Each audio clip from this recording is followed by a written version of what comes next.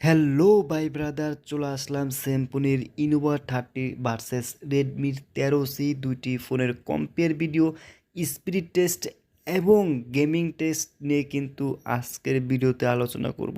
তবে আমার পাশে রয়েছে কিন্তু রেডমির 13C। এটা কিন্তু বাংলাদেশ মার্কেটে তিনটি ভেরিয়েন্ট লঞ্চ হয়েছে, যেখানে রয়েছে 4128, 6128 এবং 8256। তবে আমি যে ফোনটি নিয়েছি এখানে কিন্তু রয়েছে 8256।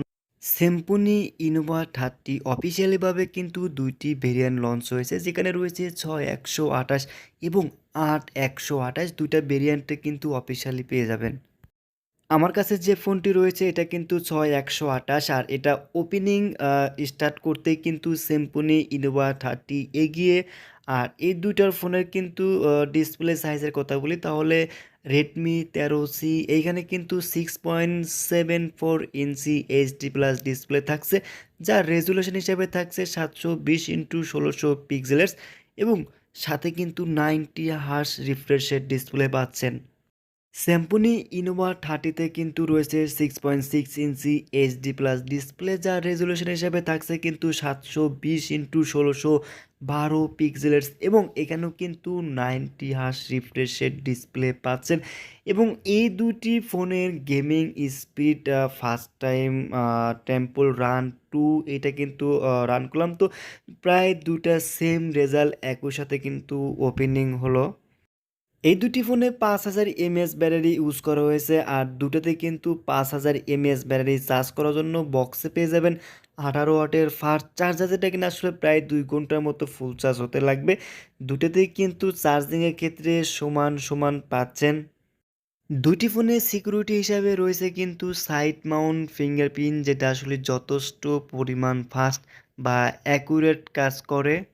যদি চিপসেটের কথা বলি তাহলে কিন্তু রেডমি 13সিতে রয়েছে মিডিয়াটেকের হিলিও G85, অর্থাৎ প্রসেসর হিসেবে রয়েছে অক্টোকোরের 2.0 গিগাহার্টসের একটি পাওয়ারফুল প্রসেসর। এটা দিয়ে কিন্তু আপনি অনায়াসে ফ্রি ফায়ার বলেন বা বাইরে কোনো গেমস বলেন, এগুলো দিয়ে কিন্তু আসলে করতে পারবেন। অপর পাশে রয়েছে কিন্তু ইনোভা 30তে ইনোসেকের T616, অর্থাৎ টাইগার সিরিজের T616। এটাও কিন্তু অক্টোকোরের 2.0 গিগাহার্টসের একটি প্রসেসর। তবে মিডিয়াটেকের G85-এর থেকে কিন্তু ইনোসেকের T616 একটু পাওয়ারফুল আমার কাছে মনে হয়। আর এই ভিডিওতে অবশ্যই আপনারা দেখছেন যে রেডমি 13C থেকে কিন্তু ইনোভা 30 অনেকটাই এগিয়ে, সেটা ফ্রি ফায়ার বলেন বা অন্য অন্য গেমিং, প্রত্যেকটা গেমিংয়ের জন্য কিন্তু একটু আগে হলেও স্যামসং ইনোভা 30 আসছে। তবে এইখানে আমি মিডিয়াটেকের G85-এর থেকে কিন্তু বেটার পাচ্ছি ইনোসেকের T616।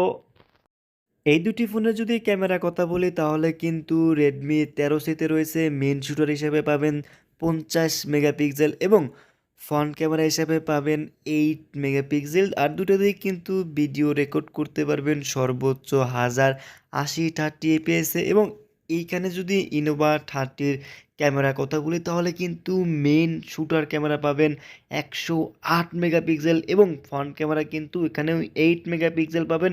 বাট এইখানে পাঞ্চুয়াল ডিসপ্লে ক্যামেরা পাচ্ছেন, যেটা আসলে ভিডিও রেকর্ড করতে পারবেন সর্বোচ্চ 1080 30 fps-এ। এই দুটি ফোনে কিন্তু অ্যান্ড্রয়েড ভার্সন হিসাবে রান করছে অ্যান্ড্রয়েড 13, দুটাই কিন্তু সেম। তবে আপনি রেডমি 13সিতেও যেমন একটা আপডেট পাবেন, এখানে কিন্তু স্যামসং ইনোভা 30তেও একটি আপডেট পাবেন।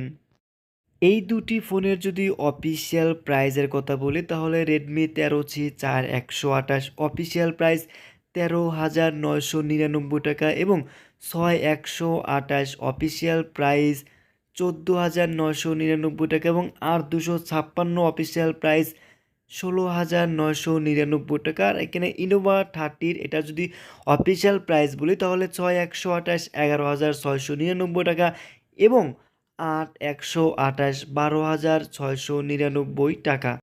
এই দুটি ফোনের যদি স্পিডের কথা বলা যায় তাহলে কিন্তু রেডমি 13C থেকে অনেক এগিয়ে থাকে ইনোভা 30। এইখানে অ্যাপ ক্লোজিং, অ্যাপ ওপেনিং এবং কি গেমিংয়ের দিক থেকেও কিন্তু অনেক এগিয়ে থাকে স্যামসুং ইনোভা 30। যদিও এই দুটি ফোন কিন্তু রয়েছে রেডমি 13C 8256 এবং স্যামসুং ইনোভা 30 6128। দুটো ফোনে কিন্তু আসলে কম্পেয়ার ভিডিও দেখে বোঝা যায় যে স্যামসুং ইনোভা 30 অনেক এগিয়ে থাকে এবং দুটি চিপসেটের ক্ষেত্রেও কিন্তু আসলে মিডিয়াটেকের হেলিও G85 থেকে বেটার কিন্তু ইনোসেকের T616। দুইটাই কিন্তু প্রসেসরের দিক থেকে অক্টাকোর 2.0 গিগাহার্টসের।